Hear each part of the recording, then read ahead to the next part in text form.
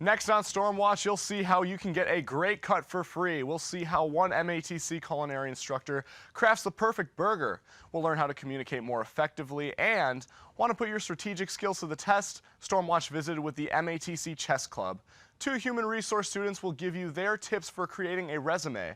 I'll sit down with Jenny McGilligan and Tanita McGee from the job shop. I will also be joined in the studio by some very special guests, the MATC bikini team. All that and more coming up on Stormwatch.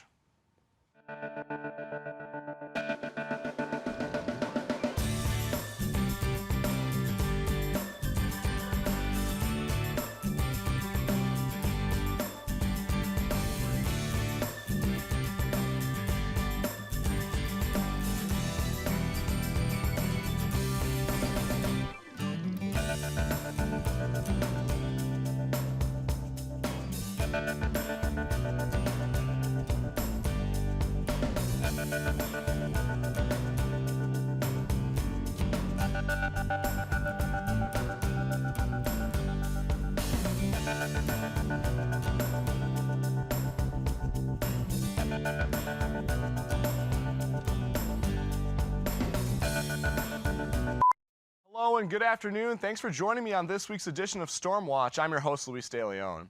This week, Zelina Van visited a student-run barber shop, and producer Chris Horton has continued his quest to find the perfect burger. Take a look. Are you having a bad hair day? Do you need a lining? Do you need a wash, cut, and style? Then come on down to MATC Room 128, where they are giving away free haircuts from the barbershop and cosmetic program. We were charging for haircuts, and it happened that we were not getting enough clients in to satisfy the needs of all the students. So we decided that if we gave free haircuts, that we'd be able to gather in more clients, which would enable the students to practice their skills more. And since we made that decision, it's been working great. And actually, we have an overflow of clients from the student bodies, to the faculty, to staff, to administration, to the public, and women and children, and it's been great. So they have plenty of heads to work on and practice on and get ready for their careers. The experience that the students are getting now with the help of the free haircuts are amazing. And where I'm at now, that it's gotten a lot better. I came in with a little bit of experience, and because of the instructors we have here, I feel with them being out in the industry and knowing a lot and being able to transfer that and teaching it to us, it's gotten me a lot better and sharpened up my skills. They show you everything that you need to learn, from how you grab your tools, how you use them, all the way down to like use chemicals like, you know, color, relaxers, everything. I feel like the program is developed to have you ready once you're done. So I think I'll be equipped to be out there doing it all. What do the client think of the skills that they have developed and that they're helping develop more? You know, they do probably a better job than my regular barber sometimes. So, you know, give them a chance to, you know, help them on their profession and whatnot. Also like to give people an opportunity to work on their profession. So I took a chance to stop by and try it out for the first time. The students understand they're helping the community and honing their skills for the future. Service that we do offer on both ends, for the students and for the clients that do come in, with them coming in getting free haircuts, free shaves, free hair washes. You know, it's a great service to service the community and at the same time gain experience as a student. Come on down, support the students Tuesdays and Thursdays from 12 to 3. And I'm Zelina Van with Stormwatch.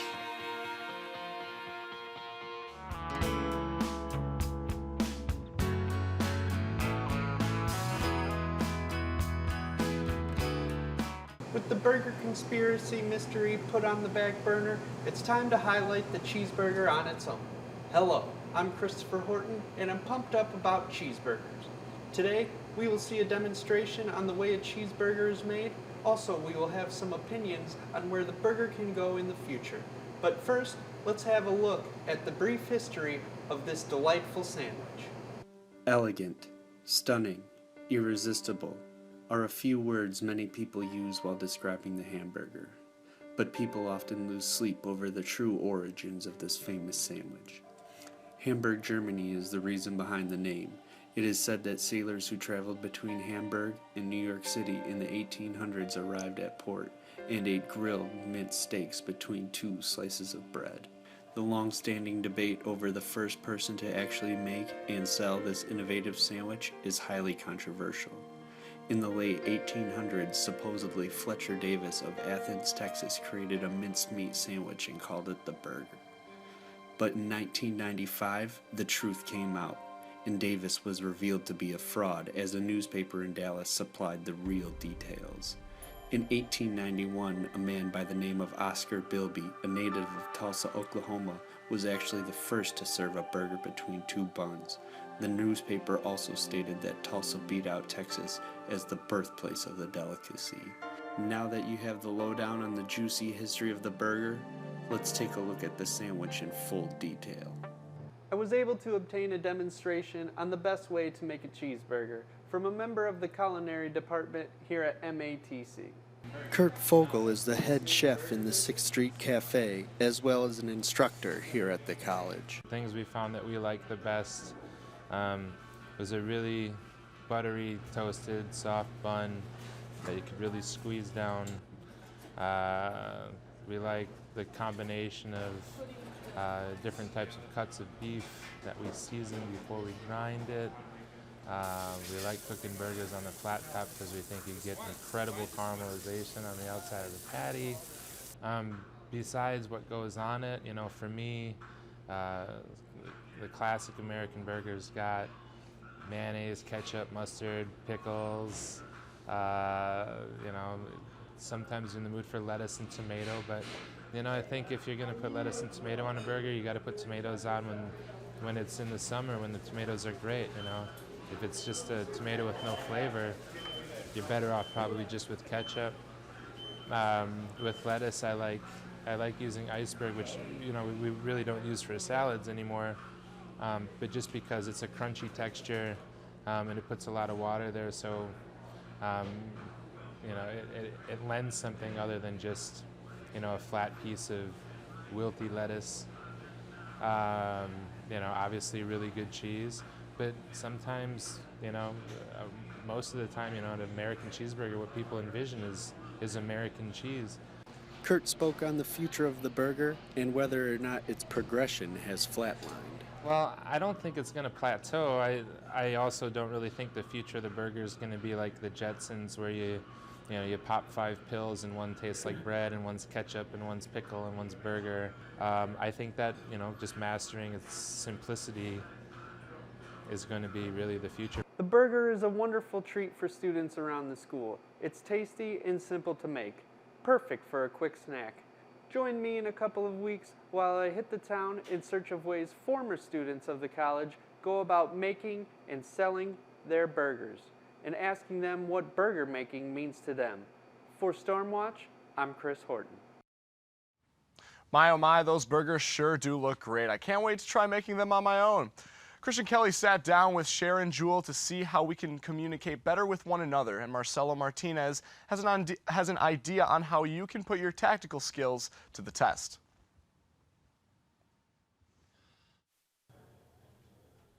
Basically, I provide workshops for different students at MATC, and on some occasions there have been people from the community that have attended as well. So there are various topics based upon the need of the students. The topics have been time management, stress management, balancing your life. So it's just really trying to become more conscious of how we communicate with one another and making certain that what it is that we're trying to achieve in this conversation, that it's met. One of the things that I find value in really learning about speaking to one another effectively, because that's what it is. Interpersonal communication is one or two persons engaged in conversation, or even more people engaged in conversations, and really becoming knowledgeable about ways to have more clarity in conversations, to get the intentions of your conversation to be met if there is an intention when you begin speaking to someone. And basically interpersonal communication is everyday speaking with your children, with your spouses, on your job, in social events, whatever. Is really making certain that you can do it effectively, and that all persons engaged will be able to get what it is that they're seeking. It is so important to make certain that you're hearing what's being said to you. For instance, I can make a comment to you that is totally something that I've said many times. However, based upon my day, what kind of day I'm having, if it's not a good day for me or something like that, my interpretation of what you're saying could be totally different. So in interpersonal communication, is always good to say, is this what I heard you say? And then you paraphrase or you summarize what that individual said to you so that they would have an opportunity to say, no, that is not the context in which I was saying that. What I meant was, and then they're able to bring clarity to the conversation and probably keep some things from getting out of hand or being misinterpreted to the point that it causes confusion. So again, interpersonal communication and knowing what to look for, knowing how to have a conversation by using, summarizing statements to gain clarity, or even asking questions to gain clarity.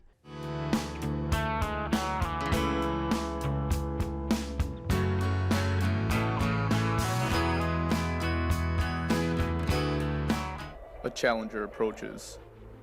A battle of wits is in order.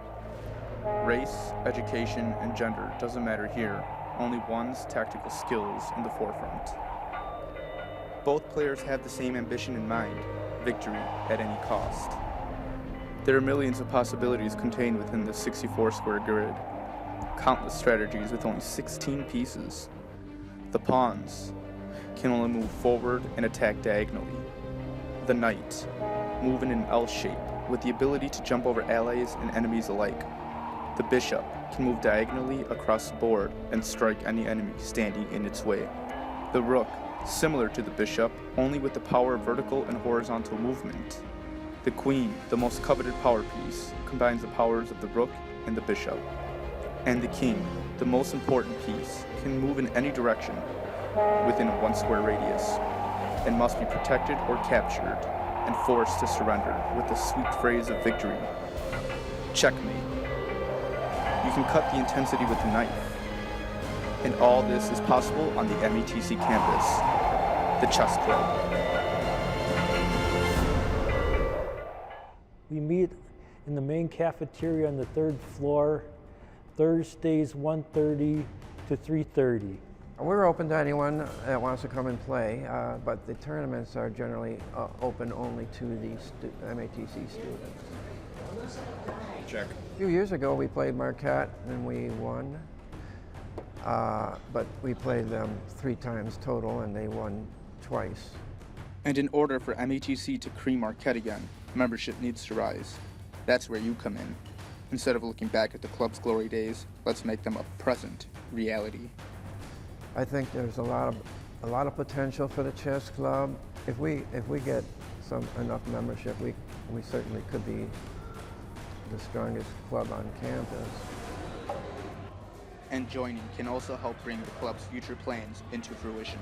What I like to see in the future is to have a scholarship as a prize for one of the tournaments. Your challenger awaits. For Stormwatch, I'm Marcelo Martinez. For more information on joining the chess club, head to the 3rd floor atrium at the downtown campus on Thursdays between noon and 4 p.m. A daunting task for many graduates is creating a resume. Patina Lawson met up with 2 human resource students to find out what exactly employers are looking for when they view a resume. Let's take a look. Hi, Hi, I'm in front of the job shop here in the Milwaukee MATC campus to talk to 2 human resource students in regards to cover letters, resumes, and the internet.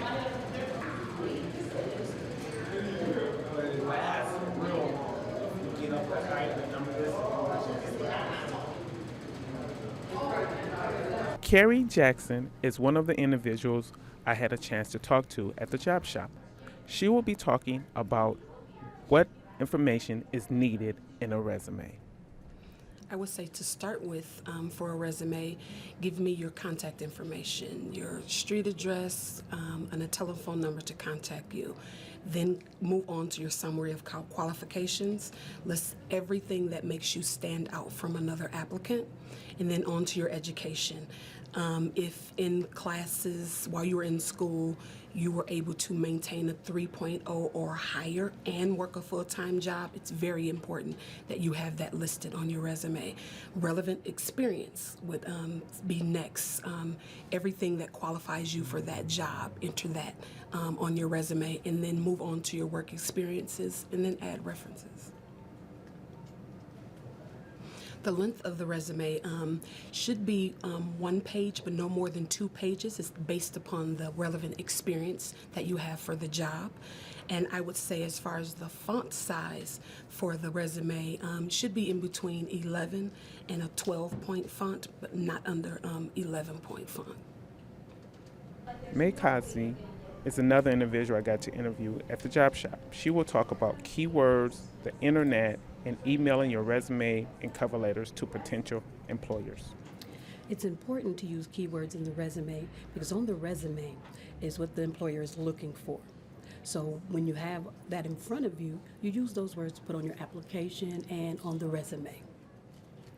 It's very important because if you have those knowledge, skills, and abilities, you need to use those. And looking at the job description, once again, it has what the employer is looking for. So it's very important that you use those things. You use those keywords that are on that job description.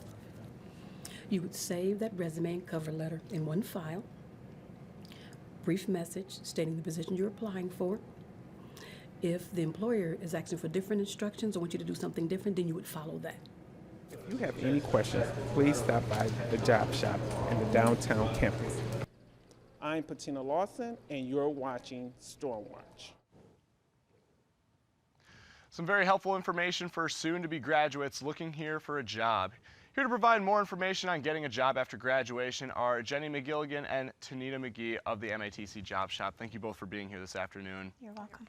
So as we just saw in the video package, many students are kind of confused on what to put on a resume. And after they actually submit the resume, I know that I do this all the time, it's hard to decide what to do afterwards, like how to follow up with the occupation or the internship that you just applied for. So how would you say someone should follow up on a cover letter or a resume that they have just recently submitted? Sure. First of all, you want to make sure that you follow the instructions on the job description because some of the job descriptions say no telephone calls. So really definitely follow all of the instructions. If it doesn't say anything, a good rule of thumb is to wait about a week, week and a half after you submit it. If you haven't heard anything, then reach out either via email or telephone call. Just follow up and say, I applied for the job on this date. Just want to ensure that my application was received and where I am in that process. So definitely it's okay to follow up and leave a voicemail, but only leave one message. So sometimes we have students come in and say, oh, I left 6 messages. Don't do that. So just leave one message, and if they're going to get back to you, they will. Right, and as far as those companies that usually now a day and age, it's all by, if you don't get our email or if you don't get a phone call, like, don't respond. Right. Would it still be acceptable to send at least like one follow-up email, say after the given amount of time that they told you to like wait for a response? Absolutely. I think it's okay to follow up with an email, one email. Right. Just do not flood them with multiple emails because they don't have a lot of time to really look at several people sending them emails. That one person sending them 6 or 7 emails. They don't have time to. So then when someone gets called in for an interview, how would you say, just to prepare for that? Because I know every occupation's different, so therefore, like every interview, they're going to ask you different questions. But for like the basics of an interview, how would you say someone should like prepare for that, you know, expecting anything? Sure. You want to take that? Sure. Okay. So number one, you want to make sure that you research the company. And you're going to do that by going to their website, looking under their careers, and then also just kind of looking also at the competition. You want to know what products the company's producing, and then you also want to make sure that prior to the day of the interview that you actually know the location where the interview is, so that you can arrive on time. Okay? And then also in preparing for the interview, you want to make sure that you dress the part, that you lay your clothes out the night before, that you shower, you do everything, you do your grooming and everything so that you're ready for the interview. And then also practice interviewing, doing mock interviews with a friend or in the mirror, but definitely doing it out loud. It's very important that you answer the questions out loud. Yes. Yes. Do you find that students would get more of a benefit if they were to approach, say, a professor who has like done part of the occupation that one is applying for, and like do a mock interview with like what they would be expecting? Absolutely. We do that all the time with so many majors here at MATC, where we, Tanita and I, partner up with a lead faculty member, or we partner up with someone. We'll bring in people from the industry. So if we're working with physical therapy students or nursing students or welders, we will actually go out into the community and get some volunteers to come in, and we'll do those mock interviews, and that's very helpful. Right. No, I can definitely see the benefit there. So then, as you mentioned before about, you know, the dress code. So Yes. what would you say is the perfect dress code for an interview? I mean, obviously it's always better to be overdressed than underdressed. Correct. So what would you guys say? Well, we kind of have a rule. We kind of have a rule that we share with students, and that's to dress one step above what you would wear in the job. So here at MATC, you know that we have a lot of students in the trades. So one step above that would be a nice pair of pants, a collared shirt. But if you're going for an engineering position or accounting, well, then definitely a suit, a suit and a tie. So that's a good guide to think about. What will I wear on the job? And dress one step above. And just as you said, better to overdress than to underdress. Right. Well, perfect. Well, thank you so much for joining us this afternoon and sharing your insight about submitting a resume and everything. Now for the moment you have all been waiting for, the MATC bikini team. Ladies, thank you for being here. All of you look great.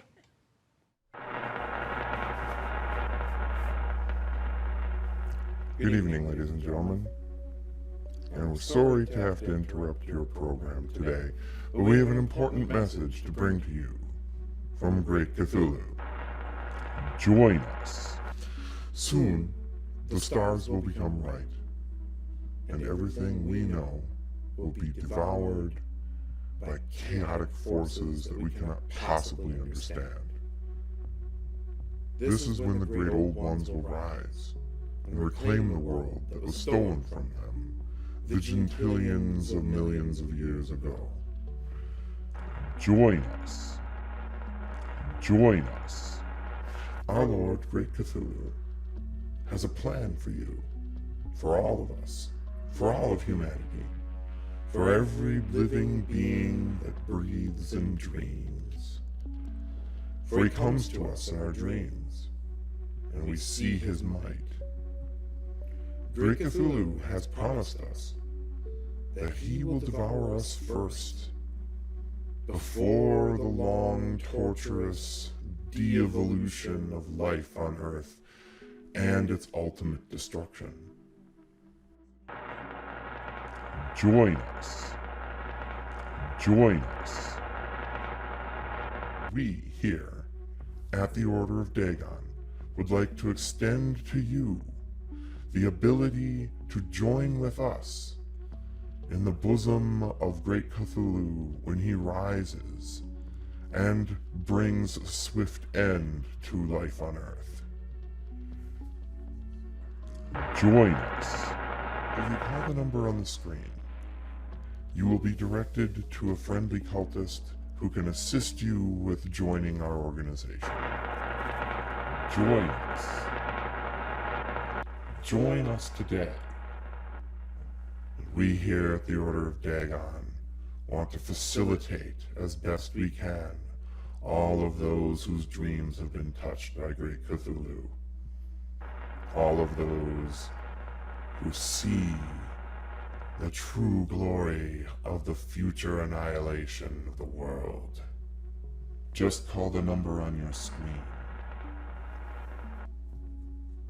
Future broadcasts will be made by our organization, in which we will read passages from the Necronomicon and join together with all those out there in the world who see and witness the glory of our great Lord in their dreams. Thanks again, ladies and gentlemen, the MATC bikini team. That was absolutely wonderful. I'm sorry, what was that? What? Oh my God, that's terrible. I was just told by the director that cultist Scott Bowen hijacked our signal. I'm sorry everyone, you missed the bikini team. Unfortunately, they're on their way back to the airport for their competition in Tahiti. I'd like to remind you that priority registration for program students begins tomorrow, Tuesday, April 12th. And that is all the time we have for today. I'd like to thank you all for watching Stormwatch. And until next week, I'm Luis De Leon. Have a great afternoon.